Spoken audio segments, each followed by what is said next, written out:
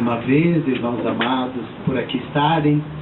Nessa tarde, essa paz e essa alegria, como o sol que esplende lá fora, que é o sol também que brilha dentro de nós, vamos aprender, mesmo que tivesse uma tarde chuvosa, friorenta, e com o céu todo toldado de nuvens escuras, mesmo assim, nós teríamos o sorriso do nosso coração pelas bênçãos que Deus nos concede, sobremaneira pela oportunidade de aprendizado. Quão felizes nós somos por estarmos aqui num sábado à tarde, que poderíamos estar em qualquer outro lugar. E vejo jovens, na verdade, e vejo mais adultos, e vejo pessoas mais experientes, que poderiam estar lá em casa, numa cama, num sofá, reclamando das dores de coluna, de pernas, de pés, etc. Mas que não reclamam, que estão aqui pelo desejo, por essa vontade enorme. Porque dentro de nós, amados irmãos, há tanta coisa bela. Gostaria nessa tarde de fazer uma palestra muito amena, muito agradável, como uma brisa. Todavia, a gente não vive só de alegrias, é ou não é verdade? A gente vive também mergulhado nesse dia a dia. E que vocês me dizem com os olhos, não é fácil. E por não ser fácil, nós também criamos dentro de nós outras cargas tão pesadas, chamados fardos. E Jesus nos disse, vinde a mim, vós que chorais, vós que estáis aflitos, porque meu jugo é mais suave e meu fardo é mais leve. Claro que ele não carrega nosso fardo, não carrega nossa cruz. Todavia ele está com uma canção que nós ouvimos, muitas vezes nos carregando nos braços e deixando os dois parezinhos de pisadas na areia e nós ainda reclamando. Ué, só tinha duas pisadas, quando na realidade era Jesus que nos carregava. Carregava em nosso peso de tantas culpas, de tantos erros, de tantos sofrimentos. Mas Jesus não nos olha assim. Jesus nos vê e vê nossa alma desejosa, sedenta de melhoria. E dentro de nós, que é esse turbilhão todo de conflitos e de desavenças, é que nos fazem refletir. Por isso, amados irmãos, as palestras são importantíssimas. E bem-aventurados e sejam benditos os palestrantes que se preparam, que estudam, que aprendem, para que possam não ensinar, mas que possam compartilhar com os irmãos que estão aqui presentes e com todos aqueles que vêm à palestra, essa riqueza da aprendizagem. Mais uma vez, eu calco a palestra dessa tarde num belíssimo estudo de Joana d'Ângeles. Como vocês bem sabem, Joana d'Ângeles é a mentora espiritual de Divaldo Franco.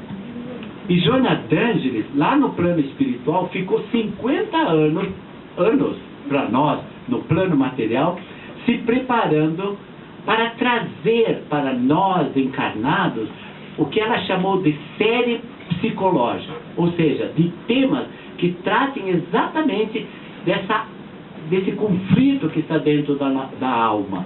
Imagine, uma benfeitora com tanta grandeza ficar 50 anos se preparando, quando nós muitas vezes estudamos 1 e 2 horas e já dizemos, nossa, já sei tudo. Aí depois, lá em Nova York, quando Divaldo estava lá para uma conferência, ela solicitou a permissão a Divaldo de poder trazer do plano espiritual essas mensagens que foram psicografadas e que vieram ao lume, chamadas séries psicológicas. O primeiro livro dela se chama Jesus e Vida. Trago hoje o segundo volume dessa série psicológica, que talvez seja o livro que nós todos devêssemos ler. Mas abro um parênteses para dizer que muitas pessoas, nossa, eu não consigo entender Joana d'Ângeles. É muito complicado, é uma linguagem difícil. Calma, um dia a gente aprende. E já mandaram até recado para Joana d'Ângeles, via Divaldo. Diga para Joana d'Ângeles não escrever tão difícil, né? Não mandar mensagem tão difícil. Qual foi a resposta da benfeitora? Estude. Aprendam, leiam mais, Façam como os alunos, quando dizem para o professor, não fale que é tão difícil. Seria mais fácil o aluno progredir, estudar, aprender e vai chegando à altura do mestre para depois passar pelo mestre, aqui na Terra. E esse é o caminho da aprendizagem. E o segundo livro, ela intitulou de O Homem Integral. E dentro desse primeiro capítulo deste livro, há um tema chamado Fatores de Perturbação. E ela põe lá 5 itens desses fatores de perturbação. O primeiro, ela chama a rotina, que é exatamente aquilo que a gente não dá valor. A gente ouve rotina no casamento, rotina no trabalho, mas nos esquecemos da nossa rotina interna, dessa acomodação. Daí nós vamos trabalhar sobre esse tema muito importante dentro do capítulo. O segundo, ela chama de ansiedade. Graças a Deus, ninguém de nós aqui é ansioso. Ninguém aqui está preocupado. Se estivéssemos libertados disso, nem sequer estaríamos aqui, na verdade. Já estaríamos no terceiro plano da regeneração. E o quarto só podia ser o medo. Para o terceiro, o medo. O quarto, a solidão, que é também um tema importante. E o quinto, resumidamente, eu vou dizer alguma coisa sobre a liberdade. Mas, basicamente, há um caminhar que a gente poderia ficar aqui uma tarde inteira discutindo, trabalhando, fazendo reflexão. E ela faz um preâmbulo.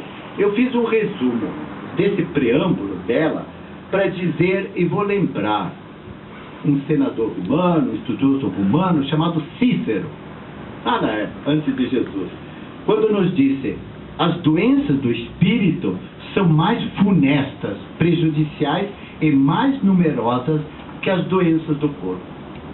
As doenças do espírito. E é exatamente essa série que ela trabalha para nós olharmos para o nosso espírito. Mas o que é o espírito? Se não o nosso eu, senão aquilo que nós somos.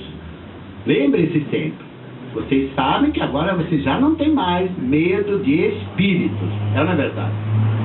E vocês, quando enxergarem um espírito, vocês não têm mais medo também, porque agora olharem ao redor, olharem para mim, olharem para o Cristo, nós somos todos espíritos.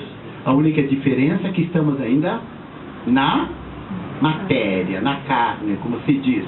E a diferença quando aqueles que todo mundo chama espíritos, da minha avó, do meu pai, dos meus entes queridos que já partiram, apenas eles estão libertos dessas amarras físicas chamadas corpo.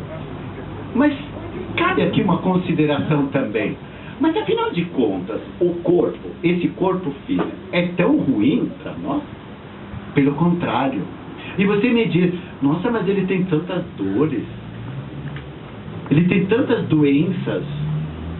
Mas eu pergunto, e por que quando a pessoa desencarna, que nós dizemos no lugar do morre, por que desencarnando, morrendo, a pessoa ainda continua com a dor? Porque a dor apenas se manifesta pelo corpo físico. E é marcada o que está ao nosso derredor do corpo, chamado de perispírito. Peri, em grego, significa ao redor. Aquela aura que nós chamamos seria a nossa luminosidade, brilhante ou enfadonha, ou triste, ou cinzenta, ou enegrecida. Por isso que tanta gente diz assim: nossa, eu vi a aura daquela pessoa, estava escura. E por que escura? Porque o espírito, que é a essência, estava escuro, nas suas trevas.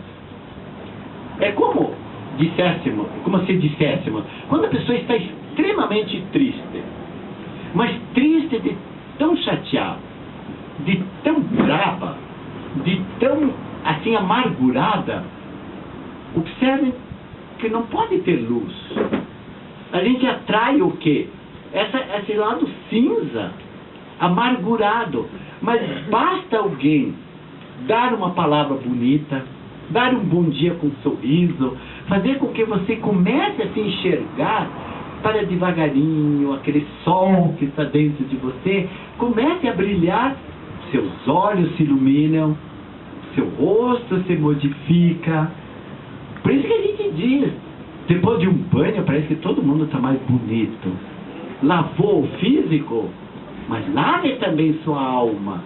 Deixe que aquela água que cai lá de cima vai tirando também as impurezas da sua alma, da sua mente, assim como as do corpo. E grandiosamente essas águas caem num chamado ralo, para ir embora. Então a gente pode fazer aquele banho colorido, começando por aquela cor de que você mais gosta, aquela cor de que você mais precisa. Um dia você diz, nossa, hoje eu preciso de muito azul, eu preciso de calma, de harmonia, de serenidade. Hoje eu preciso de muito verde, para que esse verde que é vitamina, a própria natureza nos fornece, na verdade, as plantas, que são remédios, a gente cultiva dentro da nossa mente e absorve esse verde. Depois você quer o amarelo, que é vida, que é inteligência, absorve o rosa, que é a cor do amor, e dilui tudo isso com a cor lilás, com o violeta, toda essa densidade, essas coisas tão negativas, para que os fatores de perturbação comecem também a se dissolver. Passados esses preâmbulos iniciais, meus amados irmãos, vamos a uma consideração um pouquinho mais séria, um pouquinho mais, vamos caminhar juntos para vocês refletirem, para vocês saírem daqui com aprendizagem, não só ouvindo coisas agradáveis, mas também coisas que nos fazem pensar. Jonathan Angeles inicia dizendo, eu tirei algumas coisas porque são primordiais. Possuir, dominar, gozar, por um momento, são a meta a que se atira o homem desarvorado. Possuir, dominar, gozar. Mas se olharmos bem, não é verdade isso? A gente quer, é meu, é possuir, é ter, é dominar. É como se todo mundo dependesse de nós. E queremos que todo mundo diga amém a nós. Que ninguém discorde de nós. É duro, né? Por isso que deve ser trabalhado. E é gozar. Ah, minha vida é bela demais, eu quero aproveitar. Vou tomar todas, vou sair sexta, sábado e domingo um pouquinho menos, mas tenho que sair, tenho que aproveitar a minha vida. Aproveitar o quê? Gozar o quê? Se nós, inteligentemente, sabemos que a vida não acaba aqui. Porque se assim fôssemos, de nascer, de crescer, de amadurecer, para depois ir declinando e morrer, e acabasse por aí nós nos perguntaríamos, mas que graça teria lutar tanto? Que graça teríamos estudar tanto? Por que teríamos que aprender? Por que teríamos de ser pessoas melhores? Se acabaríamos como qualquer coisa. Exatamente por ser o contrário. Por nós termos trabalhado tantas reencarnações. E hoje reencarnamos numa possibilidade bem melhor. Não só para ter, para possuir, não só para usufruir, gozar, e não só para dominar, não são as nossas metas. Mas a vida, a sociedade, abre chagas purulentas, doentias, enfermiças, assim como as doenças do corpo são também. E o que acontece? Mexem com o nosso pensamento. Trazem-nos as dores, rasgam os sentimentos e nos deixam assim. Jonas Angeles usa um verbo muito difícil chamado asselvajando, como se fôssemos animais bravios numa selva, asselvajando os indivíduos, como se nós não tivéssemos mais sentimentos, nem gratidão, nem reconhecimento, e nem tampouco respeito para com os outros. Observem que isso volta ao nosso começo, quando ainda nos vivíamos puramente de instintos. Entende o que eu quero dizer, irmãos? Quando se qualquer olhar fizesse explodir dentro de mim a raiva, porque eu estou muito ansioso, fizesse explodir dentro de mim porque eu vivo isolado, abandonado, sem reconhecimento, sem identidade. Fizesse ressurgir dentro de mim o medo, porque me impõe o medo. E não é assim. O medo, mais adiante ela nos diz, que seriam cargas trazidas de reencarnações. E ela até usa uma expressão que é interessante, chamada assim, os catalépticos, ou seja, aquelas pessoas que são enterradas vivas. Ou seja, que adormecem por um momento, as pessoas consideram que estão mortas, por isso que se deve deixar aquele tempo antes de enterrar, não é verdade? Porque tantas vezes ela está lá num estado cataléptico, parado, você parece que não percebe respiração nenhuma, e são enterradas assim. Imagine o que acontece lá dentro do caixão. Quando começa a despertar, isso é terrível. E isso, quando essas pessoas são assim enterradas, retornam com aquele medo. Imagine o pavor que isso. Basta trancar-nos, basta que alguém nos tranque dentro de um quartinho escuro, uma janelinha que você não tem como nem sequer estender a mão, um minúsculo raio de luz, pouca ventilação e ainda a porta trancada. Como é que nós nos sentiríamos? Imagine se nós desencarnássemos assim. Quanto medo. Tudo isso carregamos. E consideramos mais, meus irmãos, se nós partíssemos daqui meia hora, daqui 1 hora, daqui 2 horas, o que levaríamos? Exatamente aquilo que nós somos agora. Por isso é que esses fatores de perturbação, chamado rotina, que é acomodação, chamado ansiedade, medo, solidão, falta de liberdade, porque nós nos aprisionamos, e ela nos diz mais adiante, criamos muros, paredes, prisões. Só que são prisões sem paredes físicas. São paredes que estão na nossa mente. E nos aprisionam, nos angustiam e nos ferem. E mais, meus amados irmãos. E mais. E mais. Quanta coisa absorvemos. Tem lugar. E mais. Quanta coisa absorvemos com televisão, com rádio, com jornais, com a internet.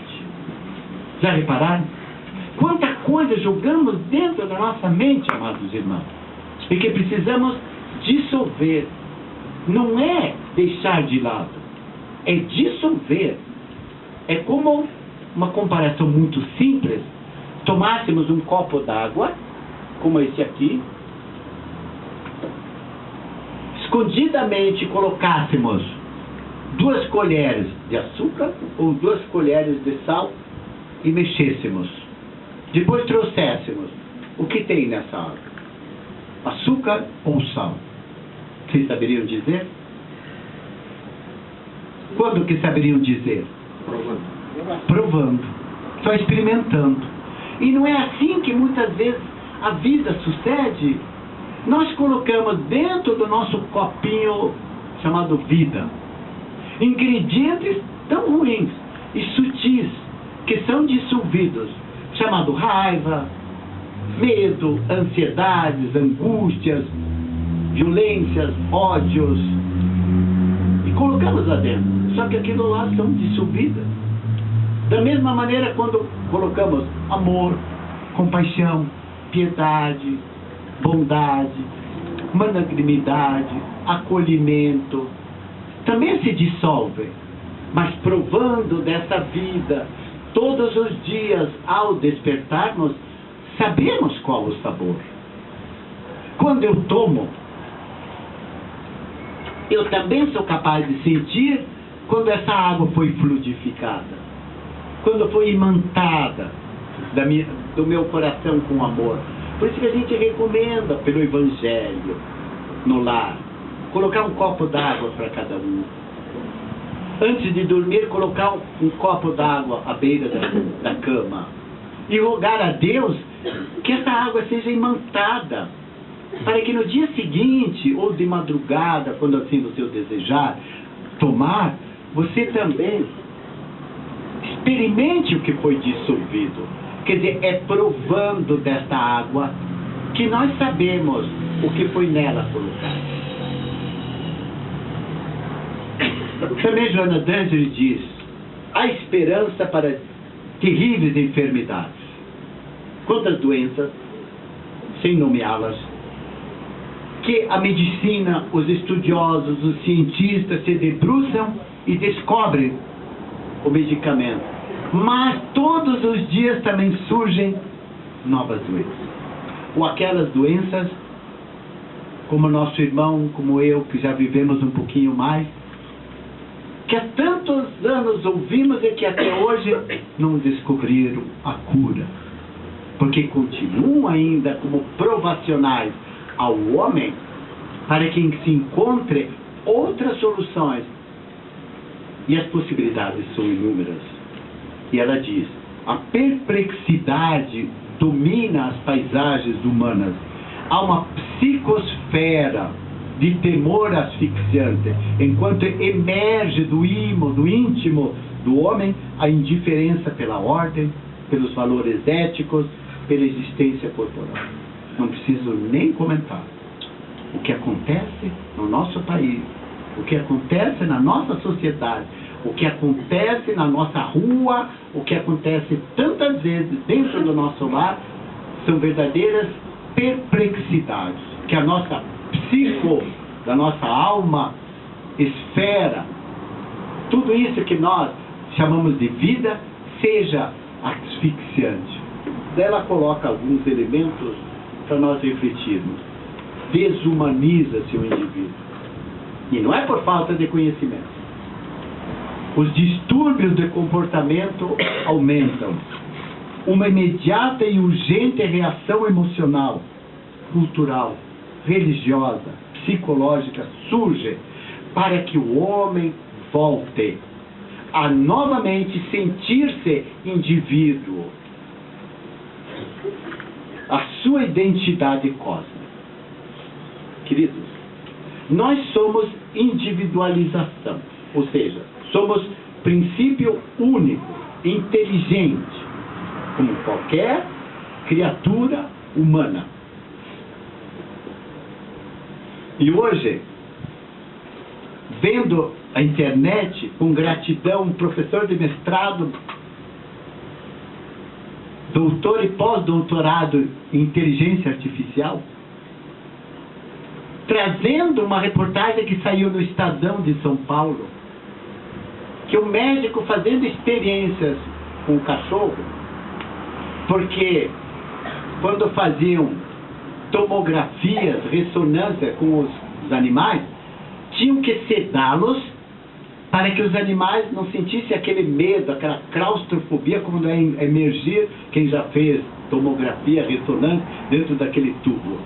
Mas eles começaram, há uns 10 anos, fazendo tratamento inicial com esses animais, principalmente com o cachorro, e o cachorro foi treinado com tanta perspicácia que uns 3 meses depois entrou nesse tubo, fez a ressonância tranquila, e daí em diante começaram a perceber. E dizia o texto: o cachorro é homem.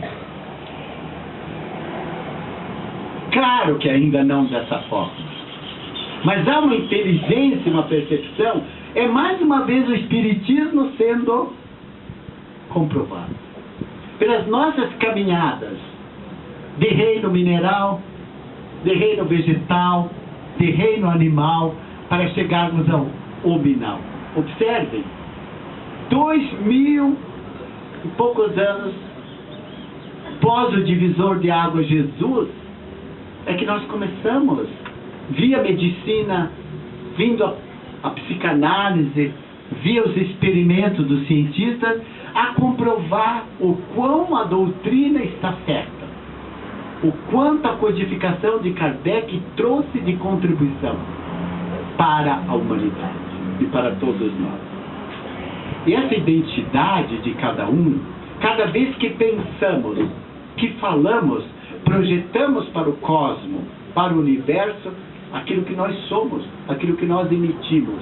E isso se conjuga, se soma com a consciência cósmica, a nossa consciência em comunhão com a consciência de todos os seres que habitam este cosmos, este universo, chamado consciência cósmica.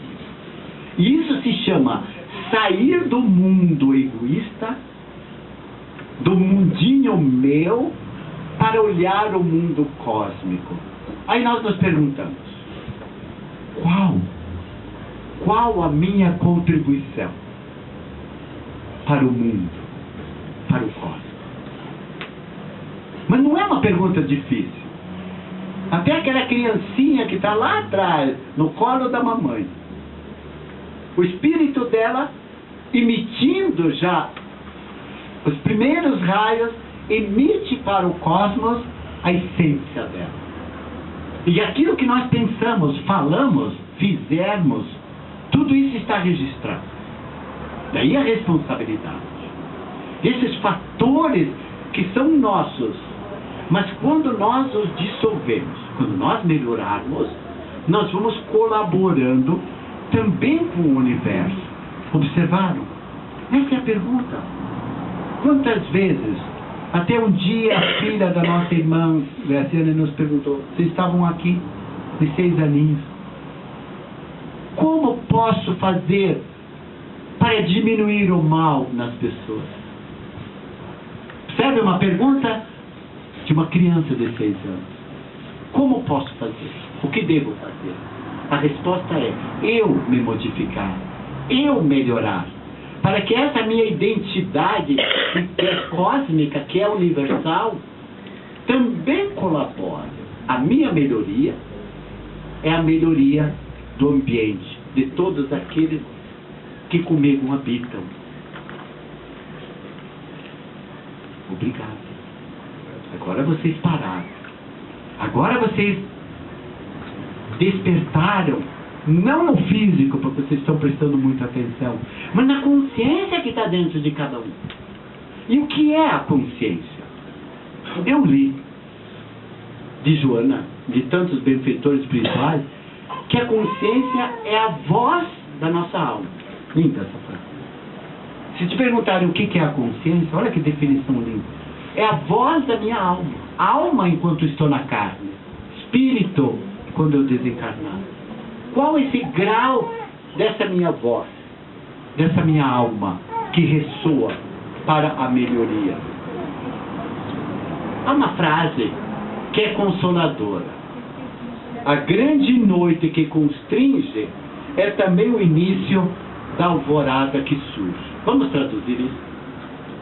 A grande noite que constringe. Constringe é o que fere, machuca, aperta, limita. Sabe aquele quartinho escuro que eu falei? De que eu falei? Isso é constringir, limitar dentro de um quartinho escuro. Quando nós nos limitamos dentro dessa masmorra, dessa prisão sem paredes que nós mesmos construímos, isso é a noite que constringe, que dói. Mas também, assim como a noite, passadas aquelas horas, surge também a alvorada, os raios do sol, surge um novo dia, surge um amanhecer e novas esperanças de possibilidade. Que bonito isso. Gostaram? Mas neste homem tão atribulado, tão angustiado, e que muitas vezes diz a sua identidade, um dia, li num livro de Joana d'Ângeles, uma frase que eu gostaria que vocês guardassem. Os seus valores morais são a sua identidade. com certeza, 100% dos que estão aqui, se eu pedisse a identidade, abririam a bolsa e mostrariam. Essa é a sua identidade aqui na Terra. Nossos valores morais em evolução é a nossa identidade. E nossos valores morais em deficiência é a nossa entidade negativa. Então ela diz, obrigado irmão, os seus valores morais são a sua identidade. E ela continua, e o seu passaporte para a eternidade. Aí você está, eu nunca viajei para fora, não preciso do passaporte. Calma, nós vamos viajar para fora. Para fora desse país. Para fora desse país chamado corpo. Não é verdade? E nós vamos precisar de um passaporte. E tem até a alfândega. Ai, ai, ai. É mesmo? Alfândega? É. A alfândega é muito tranquila aquela. Eles vão olhar, quem está carregando? Que levas? O que trazes? Né? Você foi lá para um país distante, chamado Terra. Habitaste num corpo. Bacana. O que trazes agora na sua bagagem, na sua mala? Pode abri-la. E a polícia abre as nossas malas. Que polícia é essa? Senão a nossa consciência. E escancara tudo aquilo que sutilmente escondemos, aparece. Por isso que ele diz que a sua identidade são os seus valores. Aquilo que você efetivamente é na sua evolução, no seu progresso, no seu crescimento. E transforma-se nesse passaporte, quando atravessar a margenzinha desse rio, e vai um pouquinho adiante. Observe quanto isso é importante. Identidade e passaporte para a eternidade. Grandiosidade. Vamos adiante. Vamos entrar na rotina? O que vocês acham que é rotina? Obrigado pela resposta. Vocês já me disseram assim, rotina é o que eu faço todos os dias, rotina é o que eu faço do mesmo jeito. O que mais? Rotina é aquilo que eu não penso, que eu já mecanizei, que eu já virei robô, que eu faço de olhos fechados. Você já treinou levantar no escuro de madrugada? Ir lá no banheiro bem longe, porque a casa é grande, não acender nem uma luzinha, e vai. Você vai tateando no começo. Depois você vai se guiando. Observe. Essa luz que nos observa e que nos automatiza, não é a luz. É a repetição doentia daquilo que todos os dias nós fazemos. Vamos fazer uma consideração? Depois eu vou ler um texto.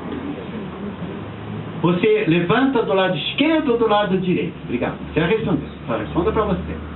Você põe o primeiro pezinho para fora.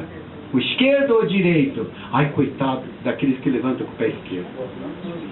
Não tem a ver alguma coisa? Levantar com o pé esquerdo, com o lado direito?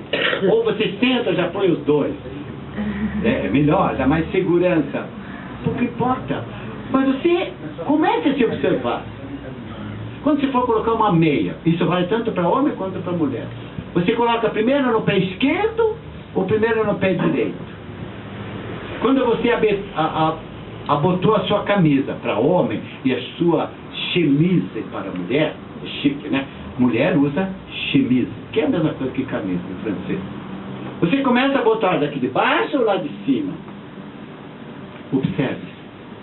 O quanto você faz repetido. Você coloca primeiro o sapato esquerdo, o tênis do lado esquerdo, ou começa pelo lado direito? Amarra o cadarço de que forma? Começa por essas coisas chamadas repetições, automatismos. E que a gente chega aos 90 repetindo, mas sem consciência, sem percepção.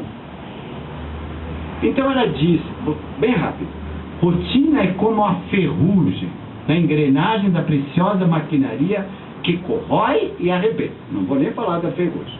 disfarçada como segurança, emperra o carro do progresso social e automatiza a mente, que cede o campo do raciocínio, gostei dessa frase, ao mesmismo cansador, deprimente. Mesmismo. Os jovens sabem muito bem. As mesmas coisas. Mesmismos. Cansador. Ou seja, que chega uma hora que cansa, que deprime. E ela é uma ferrugem que corrói, nos desgasta. E já repararam que a ferrugem começa de um pontinho tão imperceptível que só depois que ela já deu um formato maior é que começamos a perceber. Quando já destruiu uma parte, é que nós começamos a nos dar conta que precisamos passar produtos, alguns chamados arcão da vida, outros têm que lixar, pintar, trabalhar exaustivamente para que isso não evolua, não cresça e nos deprime e também nos paralisa a mente. Agora, eu gostaria de dar uma palestra só sobre esse parágrafo. Permitam-me. O homem repete a ação de ontem com igual intensidade de hoje.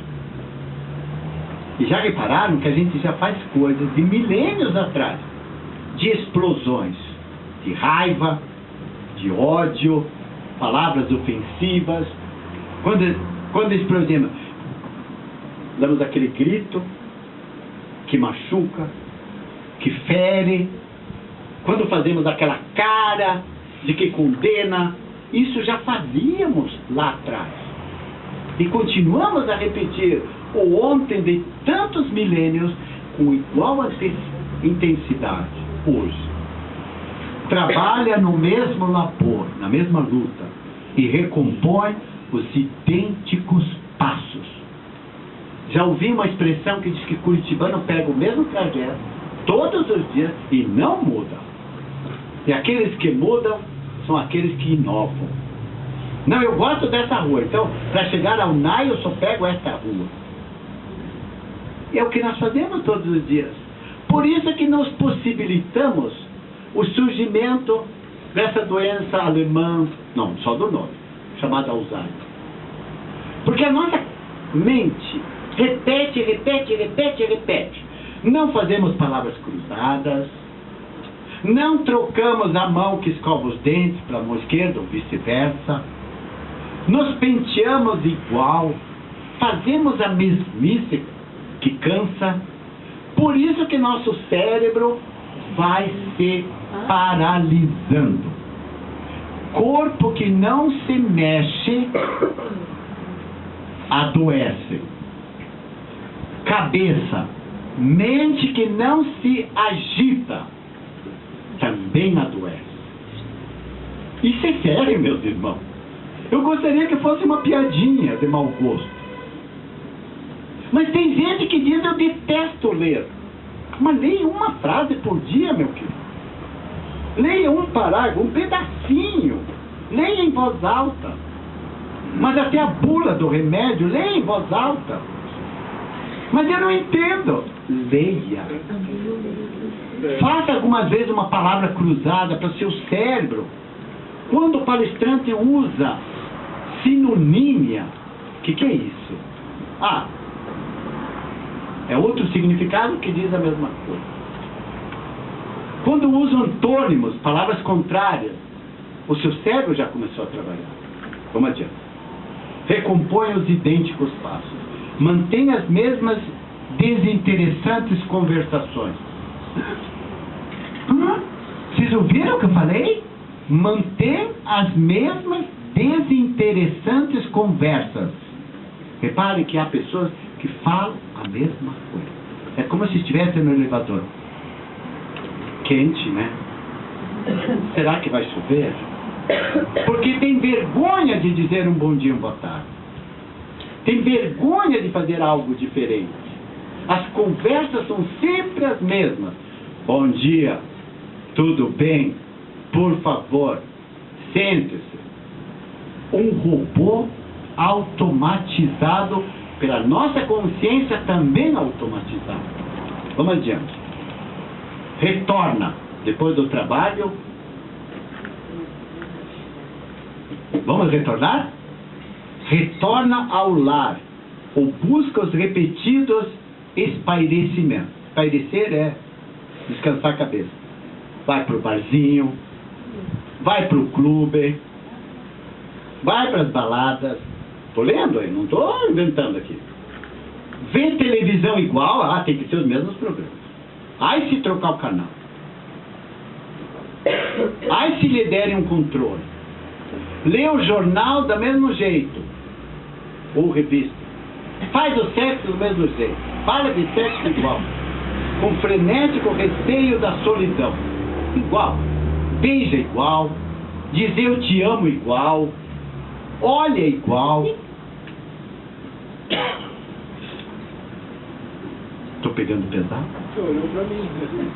Estou pegando pesado? Isso até quando? Nem o Elias concorda com isso aqui. Até quando? Até alcançar a aposentadoria. Nesse intervalo, nesse inteirinho, realiza férias programadas. Arte, merece, trabalhou. Visita lugares que o desagradam. Visita lugares que o desagradam. Mas tem que ir para a Europa. Tem que visitar os museus. Tem que visitar o Vale de los Caídos, lá em Madrid. Tem que visitar o Coliseu de Roma. Tem que passar em frente e fazer o selfie da vida com a Tour Eiffel. Sim não. Sim não. Aqueles lugares entediados. Porém, reúne-se a outros grupos igualmente tediosos. Vai para o boteco, tem quem lá? E quando chega o denominado período do gozo, repouso, que não dá mais nada, né? Fica repousado. Tudo dói, tudo está enferrujado. Deixa-se arrastar pela inutilidade agradável.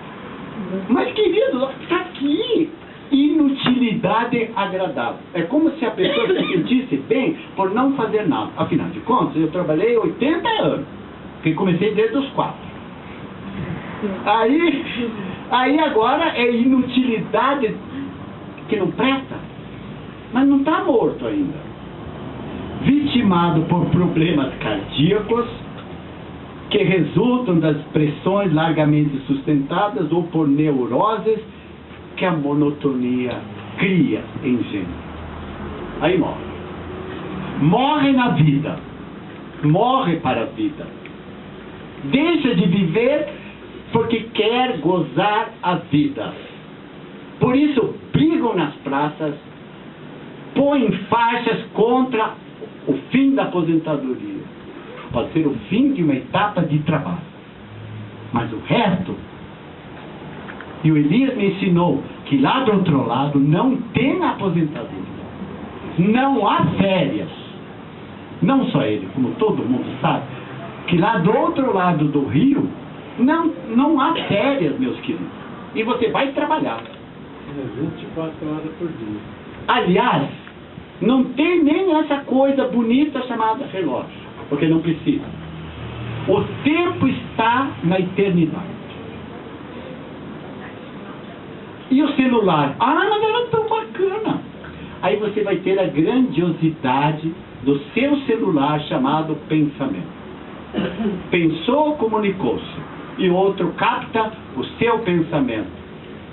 Olha, eu estou treinando para captar o que vocês estão pensando nessa hora. Algumas pessoas pensaram coisas tão lindas que eu gostaria de pegar a caneta e registrar. Outros pensaram coisas assim, não menos lindas, que eu gostaria de não tê-las visto. E alguns abaixaram até os olhos para que eu não veja. É demais. E falando da ansiedade, essa é bonita. O homem tende, às vezes, a assumir um comportamento ansioso, que desgasta, dando origem a processos enfermiços que o consomem. Eu termino.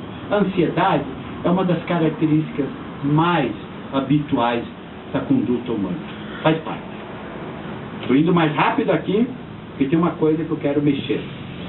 Esvaziados do idealismo e comprimidos no sistema em que todos fazem a mesma coisa, os homens assumem iguais composturas, iguais modos, passando de uma para outra falta de compromisso com a ansiedade crescente. A preocupação, queridos, a preocupação de parecer triunfador, de responder de forma semelhante aos demais, de ser bem recebido e considerado, é responsável pela desumanização do indivíduo, que se torna um elemento complementar no grupamento social, sem identidade, sem individualidade. Mas alguns não ouviram o que eu falei. Parece e quer ser sempre triunfador. Tudo tem que vencer. Responder da forma igual. Por onde passar, ser sempre bem recebido. E por isso perde a sua identidade. Mais adiante, neste livro, Jonathan fala de 4 tipos de homens. Gostei demais. O primeiro são os chamados homem-espelho, que reflete exatamente as conveniências das outras pessoas. É como se atrás de nós houvesse um grande espelho, e você é esse espelho que reflete o que os outros querem de você. Isso se chama sem individualidade, sem identidade. Isso é muito sério. Homem espelho, mulher espelho. O segundo é o homem parede. Mulher parede. Ele diz assim: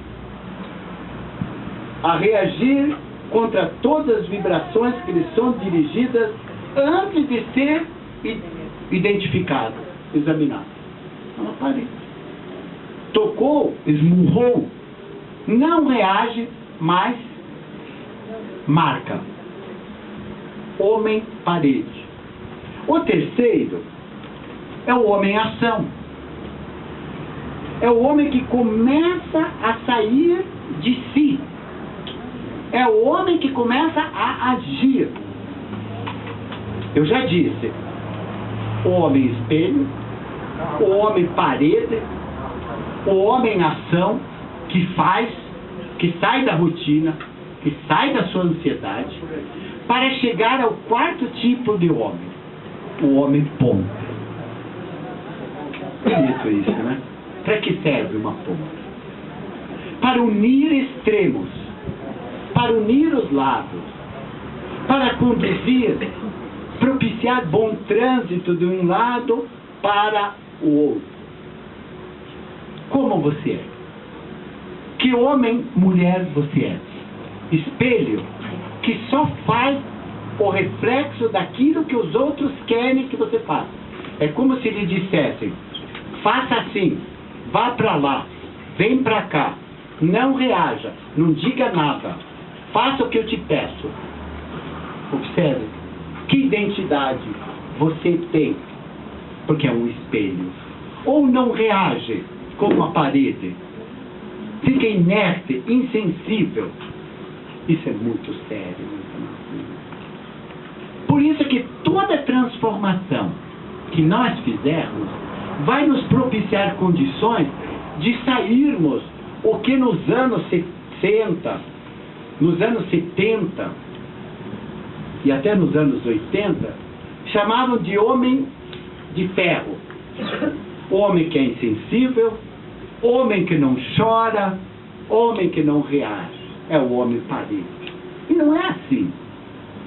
Para depois chamar de mulher objeto. Sabe que coisa triste? Mulher boneca. Graças a Deus que tudo isso já está sendo dissolvido. E os jovens nem sequer já ouvem mais falar dessas coisas. Porque não olhamos mais homem e mulher. Olhamos indivíduo. olhamos essência, olhamos pessoas, olhamos criaturas que se trabalham. Para nós sorvermos o terceiro item chamado medo, que é aquilo que nos aprisiona, aquilo que nos causa tanta tristeza. Por isso que o medo, ele pode ser bom como pode ser ruim. O medo nos dá precaução.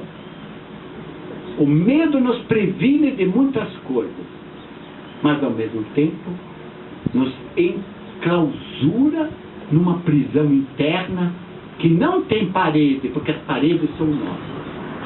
E a solidão? Ah, meus irmãos, precisaríamos trabalhar uma outra palestra sobre esses temas. Solidão.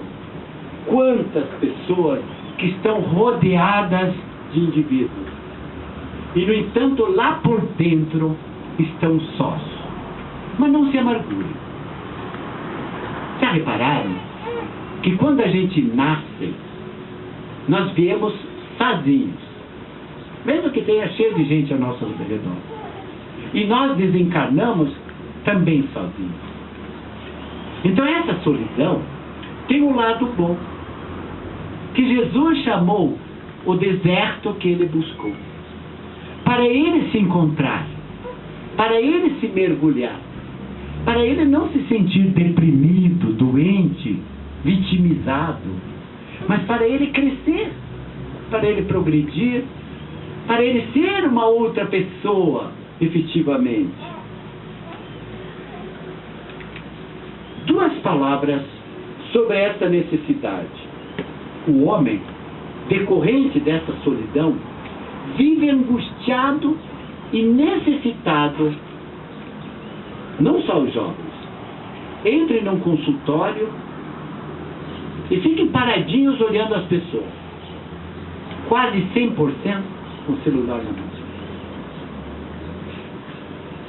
Já mandaram tantas imagens pela internet de famílias que estão lá no shopping, na praça de alimentação, pai, mãe, 2 filhos, cada um com o celular e se comunicando. Ninguém fala nada. Joana d'Ângeles fala isso dessa forma. O homem faz questão de ser importante, de ter um comportamento social, de ser recebido para ser lembrado. Por isso que ele usa. E a ditadura do Facebook, isso é terrível. Eu quero mostrar como os outros meus amigos, as minhas amigas mostram. E você tem necessidade. Então você se angustia, você sofre para mostrar, porque você não pode estar lá em Paris, nem em Nova York, quando você pode estar em qualquer praça, você pode estar feliz em qualquer lugar. Poste isso. Poste você feliz como você é, com aqueles que você ama. Observe a diferença. Por isso que tudo isso se dissolve, porque ainda há necessidade de aplausos, de reconhecimento, de grandezas. O homem parece que tem essa necessidade, mas também tem a possibilidade de vencer a tudo isso. E finalmente, meus amados irmãos, quando conquistarmos a verdadeira liberdade, Jesus foi nosso psicoterapeuta. As lições do Evangelho são assim, tão claríssimas, que Jesus não nos pede, Jesus não nos manda, Jesus conclama, Jesus não intimida, Jesus convida, para descobrir dentro de nós a verdade. E que verdade é? É Deus. E Jesus disse, e a verdade vos libertará. Quando encontrarmos Deus imanente dentro de nós, nós seremos livres. Não há mais nada a nos limitar, a nos prender. Tanto a solidão que é ruim. E Joana d'Angelis diz assim, que o homem solidário, o homem que é solidário com as outras pessoas, não é solitário. Quem ajuda o outro não sente solidão. Quem faz caridade, pratica caridade, vive esse amor em movimento chamado caridade, não se sente sozinho, não tem solidão. Por isso o homem solidário não é solitário. Pelo contrário, o egoísta é o homem enclausurado, é o homem fechado, é o homem que pensa em si. Finalmente, livre de Joana d'Angelis, é o espírito que se domina e se conquista. Por isso que pelo autodescobrimento, pela autotransformação, ele se domina. Ele enxerga o seu país interno. E muitas vezes precisa, como filho pródigo, sair para um país distante. Mas roto, estrupiado, sem dinheiro, comendo restinho, comendo não, desejando o resto de comida dos porcos, é que ele pensa, vou voltar para a casa do meu pai. E volta novamente para o seu país de origem, que é um mergulho no seu eu, no seu self, no seu espírito, porque o ser livre domina e se domina, conquista e se conquista, movimentando-se com a sabedoria em toda parte. Amados, talvez há muitas coisas na nossa mente, mas primordialmente, o que nós precisamos, e o mundo clama pela paz, Gandhi foi um belíssimo exemplo de um guerreiro que não deu tiro nenhum, que não levantou espada. E um dia, quando uma jornalista lhe perguntou qual a lição que o Senhor teria a nos ensinar, Gandhi humildemente lhe respondeu: não tenho lição nenhuma. A minha vida é uma mensagem. Observem a diferença entre um homem não enclausurado, mas um homem livre, que batalhou pela libertação do seu país, que não derramou sangue, tampouco enfrentou lutas físicas, mas enfrentou todas as lutas da superação de si mesmo, para depois dominar, porque já se dominou, conquistar, porque já se conquistou, ser livre, porque já se libertou. Que Deus nos abençoe, amados irmãos. Que tudo isso nos dê essa paz, essa sabedoria, esse imenso amor no nosso coração. Vão na paz e que o Senhor nos abençoe. Que assim seja.